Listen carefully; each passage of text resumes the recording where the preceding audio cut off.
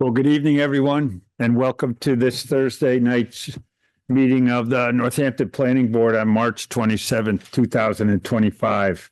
We have two items on our agenda today, one up at 1005 Park Hill Road for a two-family house, and also a continuation from February 27th for at 3 Elm Street. Corner of Elm and State. That hearing will probably be continued yet again, but we will be opening that up later this evening in order to have an official continuation of that. But if you have places to go, because we won't be having any public comment for that one.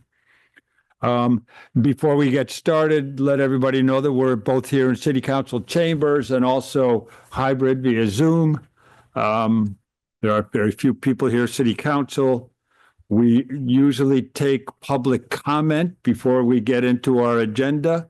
So if there's anybody who would like to speak about an issue in Northampton not related to the two agenda items, please raise your hand either automatically with the toolbar on Zoom or manually, and we'll recognize you to come to the podium. Nobody here in council chambers other than applicants. See anybody, Carolyn? Okay. All right. Hearing none, then we'll move on to our first agenda item at 7 p.m., which is a site plan and special permit request by Jonathan Goddard for a new 4,999 square foot two-family at 1005 Park Hill Road, Florence, map ID 49 to 54. This is a special permit, so we need a super majority for that application, and a site plan review. We need a simple majority, 4 out of our 7 members. And the applicant's here and ready for a presentation. Thank you very much, Mr. Chair, and good evening, members of the. That you're. Turn light to green. Oh, Thank you so much. And I hope that mic is picking up my voice. I'll try to speak towards it. So good evening, and members of the planning board as well. Pleasure to be here. My name is John Goddard. I'm a landscape architect, and alongside my colleague, Terry Reynolds, civil engineer out of Florence, we have prepared the materials you'll be looking at tonight. The application for the Southampton Consulting Group for a two-family home over at Park Hill Road, with me as well as Esther Clark representing the Southampton Consulting Group. Why don't we take just a quick moment to orient ourselves to where this site is within the city. We are over towards the western side of town, south of Route 66. If you were to travel along Glendale past the transfer station, and when the road narrows up and gets a little bit twisty, that's Park Hill Road just up ahead on the left-hand side. So Park Hill Road comes out and forms a T with Glendale. This site is at the northeast corner. So if you will, the upgrading side of Park Hill Road, if you were facing that. The site as it sits right now is vacant. It is wooded with a sparse understory. Topography at the site is interesting. Along its most northern limits, we have some small areas of level terrain. Just south of that, we have some more steep areas. And then the remainder of the site is a rather steady and consistent slope down towards Park Hill Road. This does lie within the Water Supply Protection District. So there are some performance standards and form requirements that I'll explain as we look at the proposal. I want to just mention that here. And the site, while we're talking about existing conditions, we've mapped 18 significant trees within and directly adjacent to the work area. 4 of those would be classified as public shade trees. 4 of those are to be protected during construction. One exhibits significant decay. So there are 11 that would be subject to impact with the proposal that you see before you. So why don't we talk about the proposal itself and how it relates to some of the requirements and performance standards here in the city. The site was created in the early 2000s. So not too far from our westerly limit of the building face, we do have a minimum depth, if you will, dimension. So that brings our building over towards, if you will, the center of this parcel. We have looked at the soils at the site as well. I should have mentioned that for existing conditions. As you might presume with some of the adjacent activities in the area, there's very permeable single grain sand across a great portion of this property. So that has aided us in looking at and making sure we have our septic system adequately designed as well as managing stormwater. But let's go back to the proposal itself. So I mentioned that's the minimum depth is what brings this building envelope towards, if you will, the center of the site. The design of the home itself as a two-family with adjoining walls is designed to be integrated into the terrain, if you will, set into the slope so that your garage entry level is down at your, we'll call it foundation level, and your main living space is going to be a story above that. So at the backyard is what's available, that main living space. And then, if you will, a bit additional bedroom space up above and working within the constraints of height limitations at the property and under zoning. Each unit is designed to have 3 bedrooms. Each unit has a garage parking space on that bottom level, as well as an exterior parking space provided outside, so that we have 2 provided for each dwelling unit at this property. Let's see. Let's talk about the form requirement for the water supply protection district. As it relates to a 2-family home, and well, perhaps others as well, there's a necessary step in the front facade for any garage that faces the street. So with the design you see up in front of you, the unit to the left has a side entry garage, and the unit that faces the street to the plan right or east, that is what, if you will, that unit faces the street and has a front entry garage. That step, if you will, in the building footprint is more than adequate than what's necessary under zoning, but it is a critical component in terms of the form. I think that's the only form-based elements that we're looking at for this particular building, but some other performance requirements for that district include impervious area limitations. We can't exceed 15% without seeking a special permit and other review items. For impervious, the building and the driveway area, we are at, we're less than 10%. I can't tell if it's a 6 or 6.3%, if you will, of the overall parcel size. The overall disturbance envelope, we're looking at a little over half an acre, so about 26,000 square feet, give or take. And so we're below the thresholds for stormwater management permits or a mandated waiver submittal for that as well. As we were talking about being integrated into the terrain out there, some of the grading you see before you is intended to intercept under those critical midwinter storms, late winter storms, when any site perhaps can't receive that rainwater. Want to make sure we intercept anything coming down the slope and run it around our improved areas. So then that's why you see a swale on the backside of the driveway and on the backside of the rear yard space. However, roof runoff and the vast majority of driveway runoff is directed to a rain garden. And that's that feature you see just south of the hammerhead, between, if you will, that hammerhead and the front property line on the design plans. So I think that's a lot of, we'll call it, technical information about how we've worked to conform to zoning. And we do have some departmental comments that I'm happy to discuss.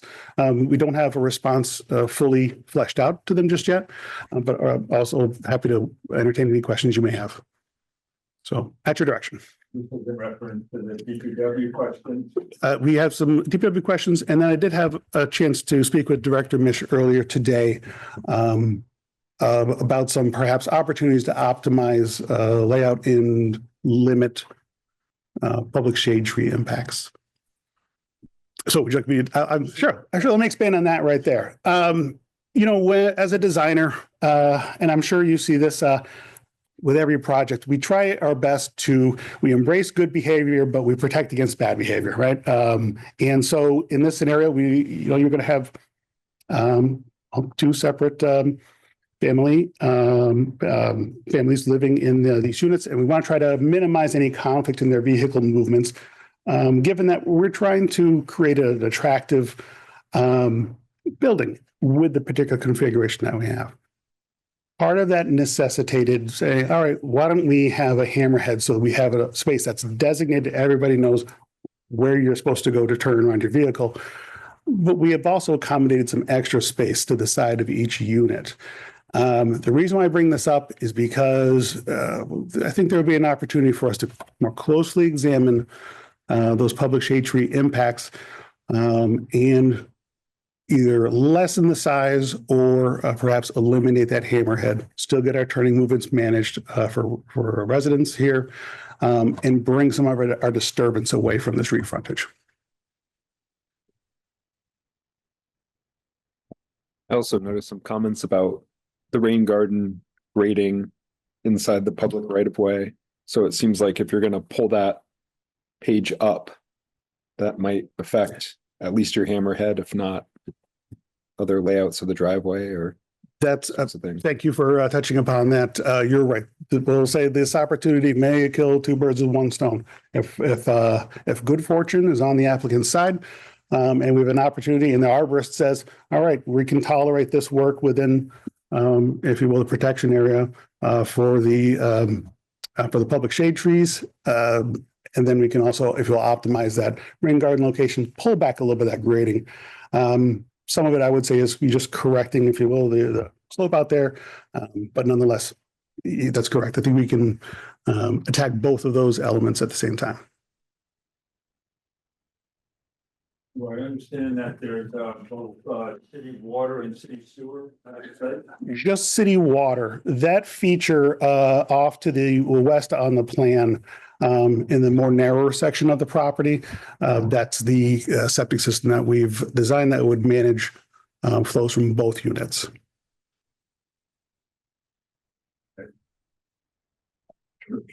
You know, the city doesn't review that, right? That's also. Oh, thank you. The city doesn't review that, do they? The septic system? That's done by an Health engineer. Department. Health department. Yeah. Okay, because that also is a very kind of tricky area with a slope, and right before that, between the septic area and the house, there's also an underground retention basement of some sort. So if you're between the driveway and Park Hill Road, on the monitors up above you, you'll see there's a series of grades set out there. So we have a shallow, we'll call it a rain garden, because it functions both as a swale to capture, if you will, that runoff from the driveway area. And if you will, roof leaders are also directed to that for infiltration purposes. And in our details, we want to make sure that, sometimes at developed sites,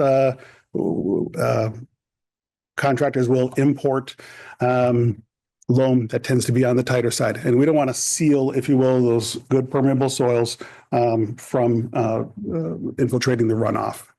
So we've gone the distance, if you will, to specify and make sure that there's an infiltration media to be installed at that location. As it relates to, I'm sorry, the first half of that comment was about the septic system out there. In order to limit, if you will, the disturbance and work with the existing terrain, the design right now reflects what we call a Presby style system. It is occasionally an alternate system that you would use if you had problems with soils. In this particular case, we're using it so we can have a smaller footprint and work, if you will, with the sloping terrain out there. Thank you. Thank you. Carolyn, do you want to give us some other background? Yeah, I just wanted to note, in addition to the grading and the swale along the frontage, there is a swale that terminates to the east of the driveway that crosses the right of way. So that would have to be pulled back in onto the private property as well. This area in here has to, the grading for that needs to be pulled. And that's a acceptable comment and happy to do so. Thank you for the clarification. And then just to clarify, the reason this is a special permit is because of the size of each unit is more than 1,800 square feet. However, there are no specific regulatory guidance on what would be deemed an appropriate approval for such a special permit. So I think it's just sort of a checkpoint at this point where the board is evaluating a larger structure.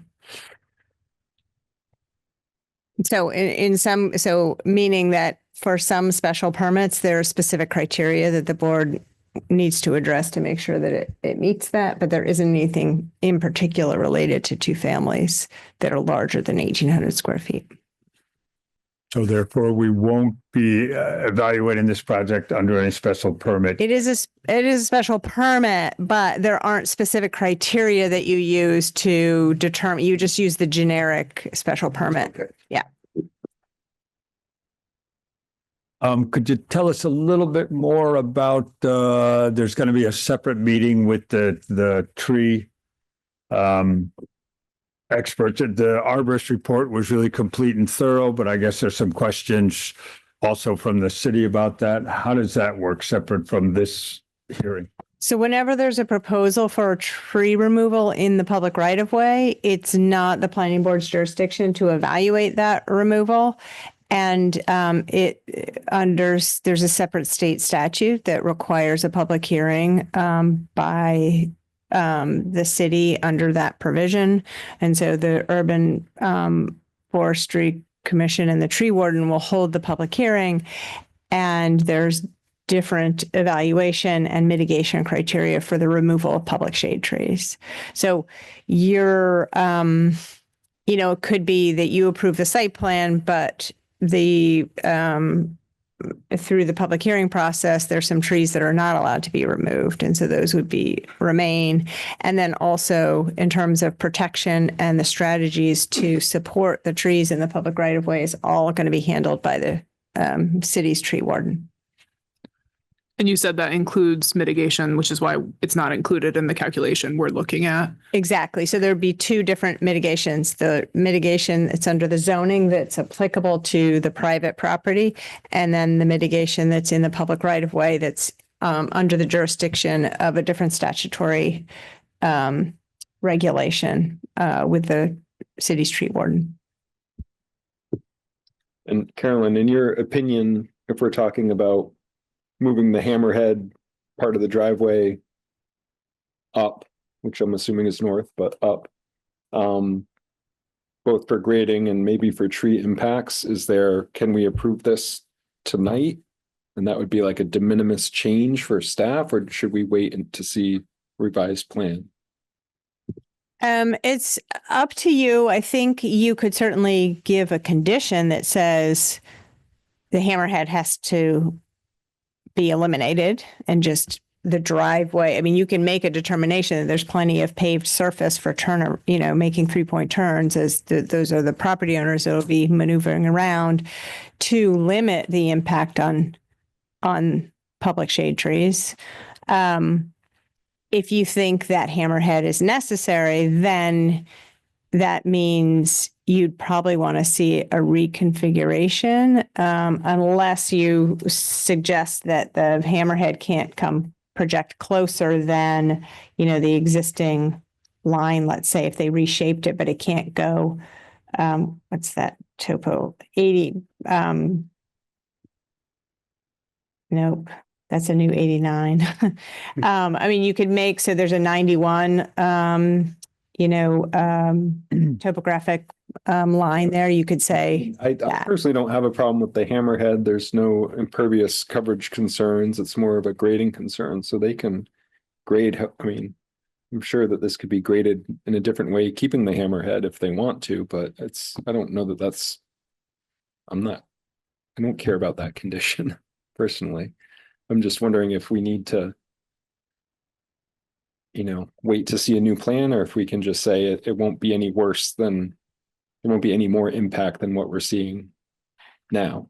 Yeah, I mean, I think you could easily put a condition on to say that you're okay with them massaging the plans so long it doesn't come closer or what have you. Right. That's Or fine. no because extra impervious added sort of thing. yeah, exactly. I think that would be perfectly in reason and acceptable and easy for administrative review to make that determination as opposed to needing the board to vote on it. Okay. Thank you. And removing the hammerhead wouldn't impact this retaining wall. That'll just be moved up more to the north also in order to limit people from driving into the rain garden. Or is that slope? I'm sure the slope is still pretty steep there. The retaining wall would probably stay.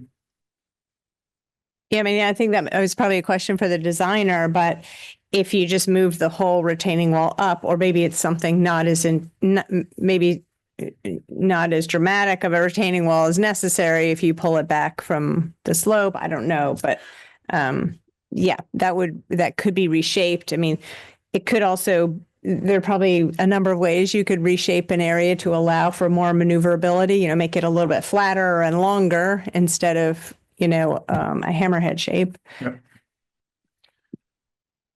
I think one of the conditions of the DPW report was that, prior to any kind of site work, they would deliver to the DPW revised plans, stamped revised plans, right? So not so much back to us, but to the DPW. And do we have a concern about the slope of the driveway like we did in our last hearing on Park Hill Road? I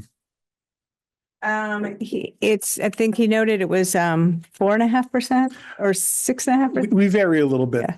I'll be honest, the goal and the necessity for length of the driveway is to try to get up as high as possible to one of the more developable level areas and make that backyard functional. We are flatter. I think it's the 4-figure, and I'm sorry, I won't bore you with it. That's closest, if you will, to to Park Hill Road. We transition on the inside part of that bend. That's a maximum of just under 10%.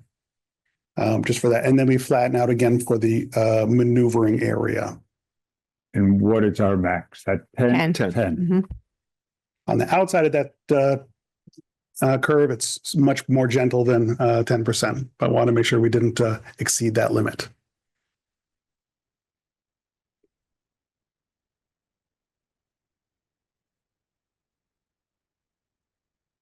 The other interesting part about this site is there are some very large transmission lines for the electric utility due to that large solar array up the hill, right?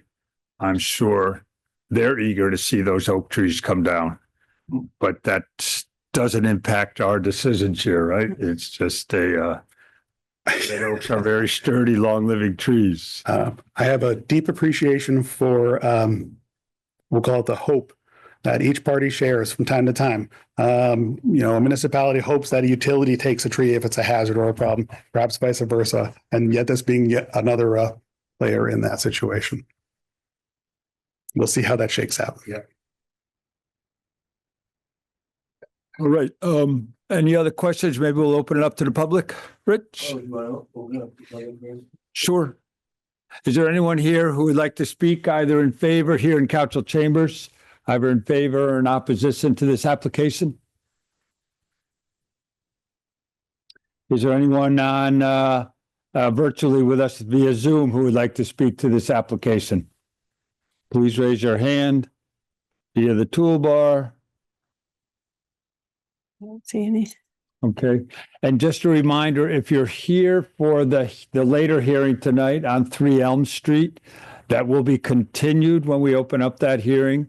The applicant wasn't quite ready with their information, So we will be continuing that one more time. We appreciate everyone's attendance here, but we don't want to keep you waiting if there are other things going on in your lives. But we'll get to that when this is finished. All right, Rich. I was curious about, yes, thank you.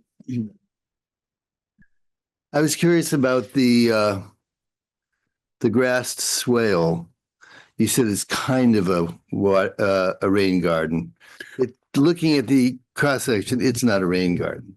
So, And go so I ahead, was sorry. wondering why it's not a true rain garden with a, dug out and allow for better. I mean, because I should think that the impermeable surface of this project is substantial, especially with that driveway. And so it's important to make sure that you have adequate infiltration. Thank you. And I can appreciate that comment. Let me start with, I guess, just a couple of angles on this. I do think that the compactness of the development envelope itself sometimes is it changes our perspective in terms of what we need to move vehicles around. But I do appreciate the fact that, particularly in light of a compact building footprint, you see the turning movements, and that does relate to a larger field paved and impervious area out front. I hesitated before because we are sitting beneath several thresholds of, if you will, stormwater engineering and design.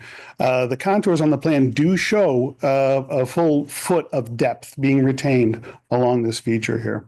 And actually, what we see here today is a revision to an original submittal where I made it even longer because I needed to, because there was a utility pole and I couldn't, if you will, make my movements along that side. So what I'm trying to say is there's additional volume from the original design that Mr. Reynolds put together.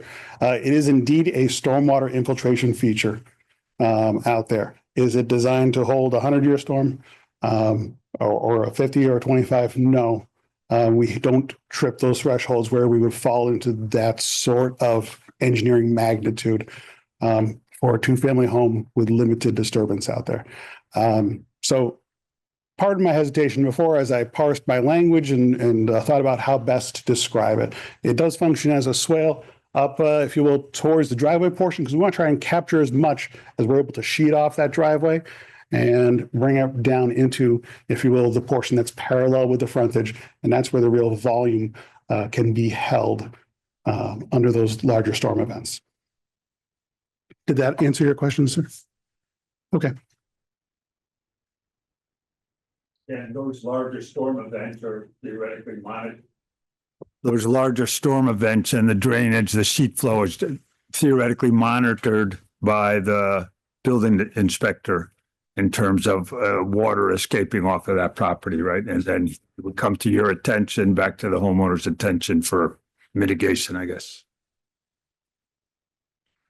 There's an interesting note here about the small shed that may belong to the abutter, that may perhaps be on this property.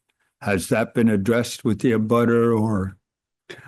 I don't imagine so. I'll just look over my shoulder for a nod. There's a small encroachment that the chair is mentioning at the property. You're correct. As we've surveyed the property, we do see some lawn area and a shed from a butter that is across the property line. I do not believe anybody has approached the landowner to examine what solutions may be necessary just yet. I heard it. Okay. And that abutter is not here today, unfortunately, to speak to it. So, all right. Other technical questions? Good. So the motion may have a couple of tricky little waivers, codicils. I don't know if somebody wants to try to draft those. We can talk about them. Well, I'd move to close the public hearing. All right, and then we can't go back to the applicant at that point, but all right, motion's been made to close the public hearing. Is there a second? I'll second. Motion's been made and seconded by Stacy. Any discussion? All right, all those in favor of closing the public hearing? Nobody's online with us. It's good to have you here, Stacy, in person.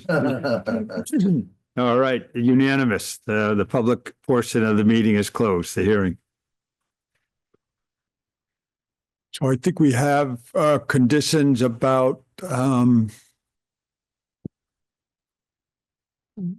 DPW's report and their requirement to provide them with revised drawings before any site work happens. The Urban Tree Commission one, I don't know if they will also deal, Carolyn, with the protection of trees, which we often spell out in our conditions. So we need to have a condition that speaks to allowing staff and the tree commission to negotiate with the landlord. How does that work? So again, there's two separate, so you'll want to have tree protection on the private property. So proof that the applicant has installed tree protection along the work limit line in accordance with recommendations by their arborist, and the arborist should send a letter certifying that protection has been installed. The other piece would be you'd want proof that they've gone through the public shade tree hearing process before they start work. But nothing about, how the tree protect, because the arborist will be inspecting the public shade trees for compliance with those standards for protection. Our city arborist. Right, for the public shade trees. So nothing about that process, just that it needs to happen.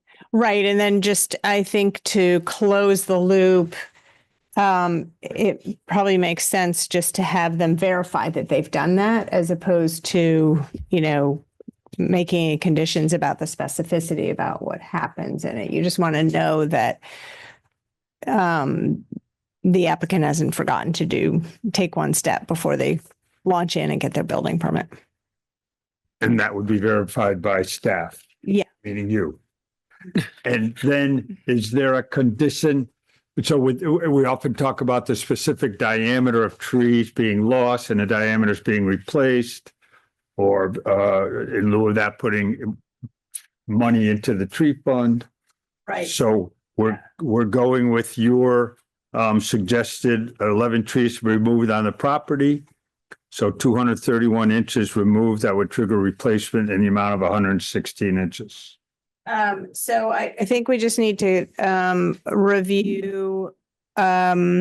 There was a set of plans that came in today that differentiated, because I think some of the trees that I calculated into the private are on the public side. All right. So it's 116, or as determined based on which trees, Okay. are. So we can do that calculation internally based on the data that the applicant submitted and what the total, that's done anyway at certificate of occupancy, because sometimes more trees get planted on site than what was originally envisioned. And so, we have to do the calculation in the end anyway. And what did we decide about the driveway? Are we conditioning anything there or no? Well, that was a DPW comment to remove any grading from the town right of way. So however the applicant can remove the grading is fine. It could be by pulling the driveway back and the grading with it. It could be they put a bigger retaining wall in or something. So Basically, as long as they're following the DPW comments, which we're conditioning anyway, we don't need to deal with the driveway separately. yeah. So my only worry was if the driveway changes shape, do we need a new plan? But I think as long as the impervious area is not greater than what is shown on the plan, then we're probably okay. Yeah, and you can stipulate that you're approving the plan with an allowance for modification, so long as It's not an increase in impervious cover.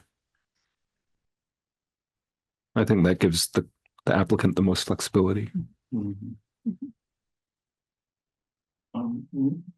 usually we get some more, let me say, sophisticated elevations, views of all sides of it, a double unit like this. We don't have any form-based code in the WFP that speaks about the look of the porches or. There's not the same depth requirements for the covered entries. But there is still sort of the front door facing the street, which they've done. Okay. Yeah. Are there other dimension limits in this? Well, not relative to the design of the two family, but the other dimensions are setbacks and frontage and those kinds of things. Yeah. And height. Yeah. But all of those are shown to be met. And I may have missed it, but is there a planting plan with this? Is it needed? It's a pretty wooded lot. I'm not sure what they're gonna do in terms of any replacement trees, but. I think there's a plan for replacement trees, but there isn't, there isn't typically a requirement for other plantings other than the trees that would be replacing the ones removed.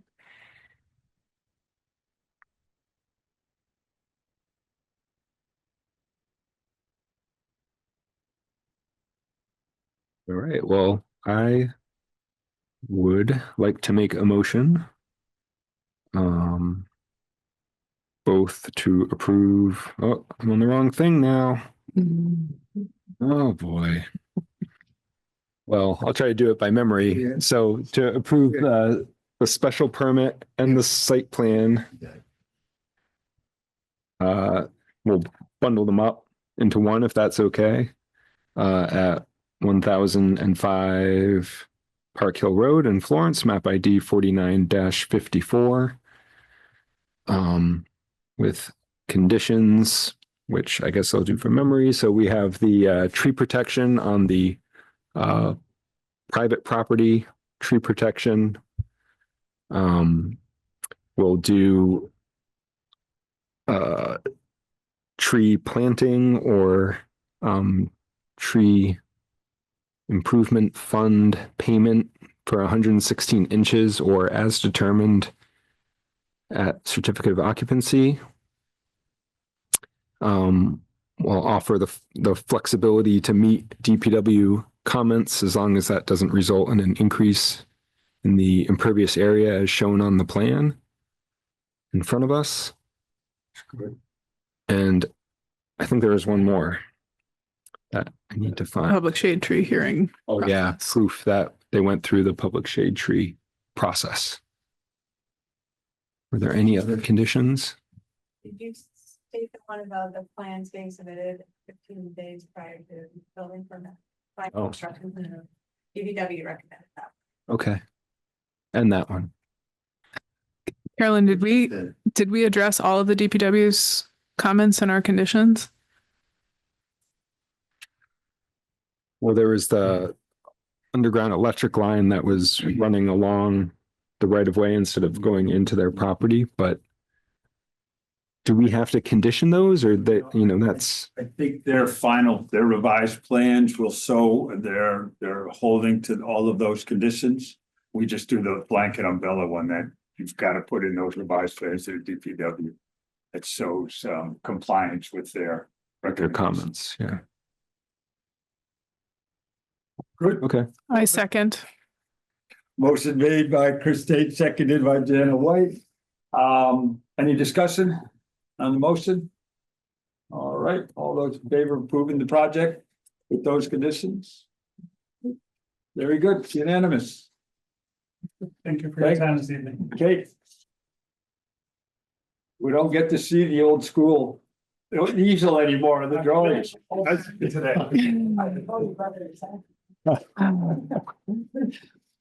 Thank you all so much. Yeah, thank you. Okay, good luck. Good luck. All right. At this point, we will open our second hearing. I need that piece of paper back. Thank you. At this time, we'll open a hearing scheduled for 7:10 this evening with a continuation from February 27th on a request by the Berkshire Design Group for Sunwood Builders LLC, a site plan and special permit to construct 5-story mixed-use plus or minus 88,500 square feet building of 71 residential units and new curb cuts at 3 Elm Street, Northampton, map ID 31D 103. We continued this from February 27th. Maybe staff would like to give us a little update.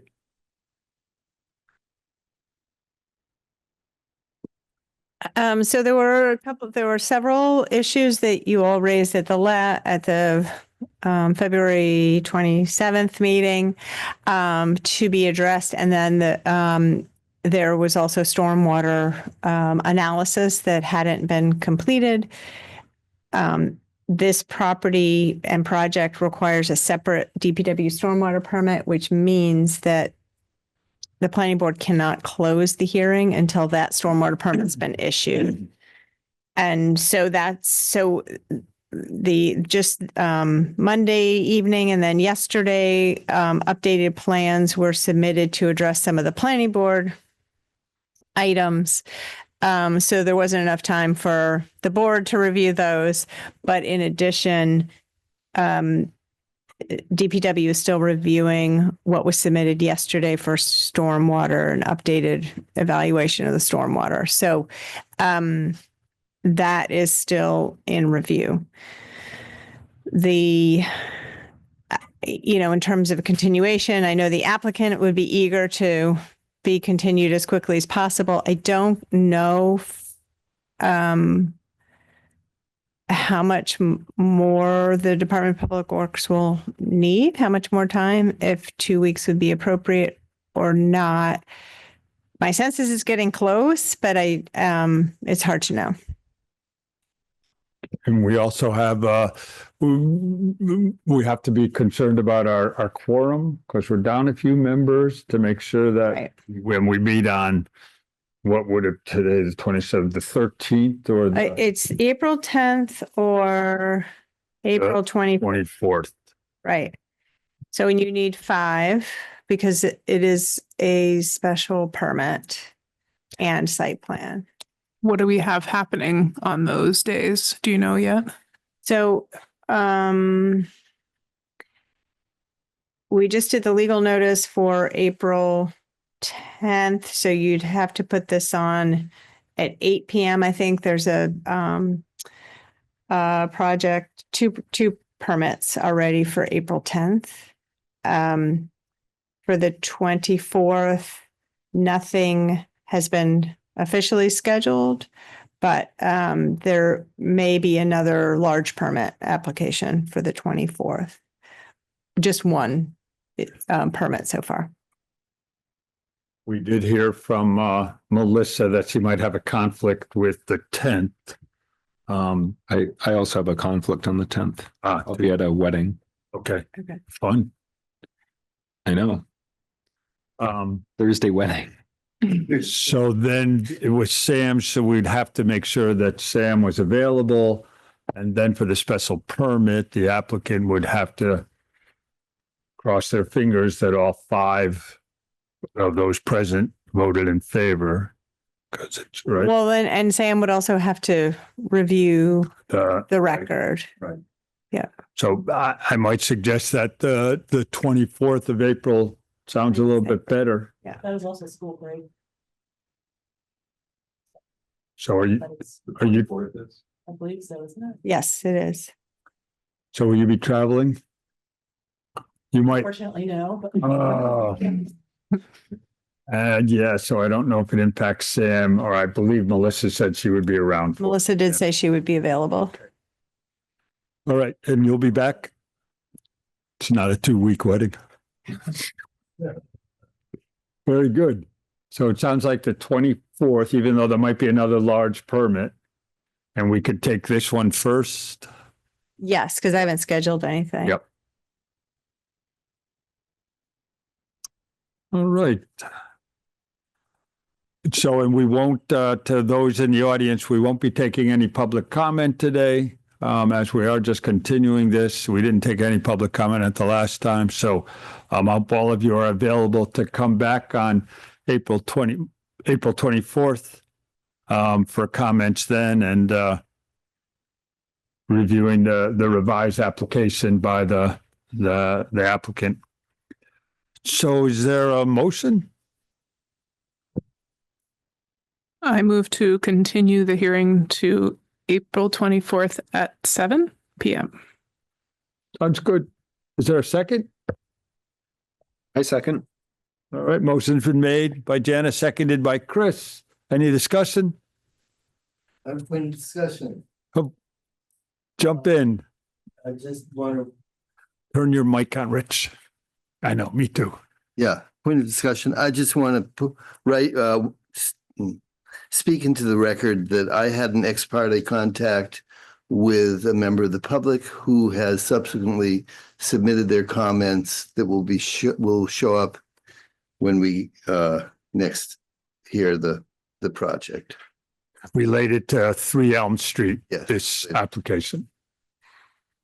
Okay, thanks for your transparency. Yep, those mistakes happen. I think we've all kind of been on that fine line before. All right, any other discussion? Okay, all in favor of continuing this to April 24th at 7? It's unanimous. Thank you. Thanks, everybody, for coming tonight. We have a couple of other items. Minutes? I do. No. Announcements? Nope. Oh, I have an announcement. So we've been working on finalizing details for Main Street, of course. One piece of that is it's sort of a sidebar to Main Street has been looking at reconfiguring the First Church's plaza. It's actually a public park in front of the First Church. So it's a little bit bigger streetscape area. And we have a concept plan. I'm going to be in the First Church Plaza on Sunday at 11:30 if anybody wants to come and look at the plans and provide comment. And then after that, we'll be sending the designers off to sort of fine tune everything. So we've been working with the church in particular because we have this arrangement recorded at the registry where they help maintain the park, but also that relationship allows for them to provide feedback and input on how the park is, organized and designed and used. So we've been working with the Reverend there, Pastor Sarah, on ideas that to make sure that it functions well for the church and church activities that happen. Yeah. You said that's at 11:30? Yeah, on Sunday. Yeah, just for an hour. So that's kind of a standalone piece, but somehow the construction will be incorporated into the larger Main Street design or? Yeah, so we wanted to, because the street portion, the sidewalk and the parking and the curb line in that area is being moved out, we thought it would be a good opportunity to sort of rethink the way that whole space is organized. Yep. And the kiosk and the steel kiosk is going to be removed. You know about that. And so the other piece of it, so this is what would be referred to as non-participating. So this is not going to be, the cost of this is not covered by MassDOT. So any improvements we make to this area will have to be funded some other way. We're looking at, park grants or CPC and so forth. But it can happen at the same time. But MassDOT would just sort of peel that off and say, okay, this is the city's responsibility to pay for, even though the contractor for both, or could be done at the same time. It's great. That's great. And you've announced this pretty widely, so people won't say, hey, I never got to come and give my 2 cents about this park. Good. Good. All right. Great. Any other announcements? No, I'll just say that Friends of Northampton Trails that I'm loosely connected to has discussed with the city about maybe relocating that kiosk and bench to somewhere adjoining the trail in the city. So it could be a rest stop area and kind of a landmark, and we could use it, FNT could use it for posters and whatnot about trail, perhaps art. So, because the artist certainly wants to see it live on, and it's pretty much indestructible. So, yeah. All right. We have another item. We talked about maybe having elections tonight. Melissa's not here. But I think if you folks don't mind, I think it would be appropriate to have a stand for a new chair of the planning board and maybe a vice chair. Is that okay? All right. Are there any nominations for the floor? For the chair? I nominate Jenna White. Great. Is there a second? Second. All right. Thank you, Stacy. So Jan has been nominated and seconded. Do you accept that nomination? Yes, I do. All right. All those in favor of Jana White stepping in as chair of the Northampton Planning Board? Raise your hand. Abstain. You abstain. Okay. It's unanimous. Oh, I think we have to do a roll call for this. Okay. All right. Rich Baker? Yes. Yes. Chris Tate? Yes. And you do have to vote for yourself. Jana White? I abstain. Okay. Stacy? Yes. Yep. And George, co-out chair? Yep. I agree too. And Congratulations, George. thank you very much. How long have you been chair to it? Not sure. 4 or 5 or 6 years, a while, COVID time. There's no limit in ordinance or anything. No, there's no term limits that I'm aware of. Yeah. Not for this, and it's not elected, it's all appointed. So that's great. And I'm sure Sam and Melissa who aren't here would fully vouch and raise their hands in support of your chairpersonship. What's the word? Chair. You're chairing. All right. So now we need a vice chair in case the chair is not able to fulfill his or her duties on a given night, to stand in and run the meeting. Are there any nominations from the floor? I would like to nominate Chris Tate to be vice chair. Great. Is there a second? I'll second. All right. Seconded. Mr. Tate, how does that make you feel? Yes. Okay, great. He accepts the nomination. All right. Rich and Stacy, your time will come. Yep. Yep. Okay. So the motion's been made, the nomination's been made for Chris Tate to become the vice chair of the Northampton Planning Board. We'll do a roll call. Is there any discussion first? Want to pull out his dirty laundry? Nope. Okay. Rich Baker? Yes. Yes. Chris? Yes. Jana? Yes. Stacy? Yes. George? Yes. All right. Great. Congratulations, you two. Yeah. It's going to be great. In good hands. Thank you, George. Okay. Is this official as of now? So you're no longer chair? So the next meeting, Jana will be the chair. All right. Thanks, George. Thanks for your service. Yeah. Oh. Yeah. And I'll sit at one of the other desks. I'm not going too far. Okay, and maybe at another time we can talk about the committee assignments that we have. Chris is on the CPC now. Yep. And Jen, are you doing that? Melissa was on the housing partnership. So it's nice to have somebody on that. Stacey, you're with the Pioneer Valley Planning. Yeah, I Commission? have such a hard time making the meetings. Yeah. They're right before. They're these. right, yeah, All right. Yeah. it's hard. And Rich, I don't think you're doing anything, so we can talk about those kind of assignments and. Great. All right. Any other matters coming before the Northampton Planning Board? All right, is there a motion? I move that not tonight, but maybe after the next meeting, we have beers to celebrate George's chairship. I second. Okay, sounds great. Sounds great. All right. Motion to adjourn at 8:00. I motion to adjourn. Second. I second. Oh, Thanks, Rich. Okay. Any discussion? All those in favor of adjourning? Muy bien. Thank you very much. Thanks, Carolyn, for helping us through those tricky way.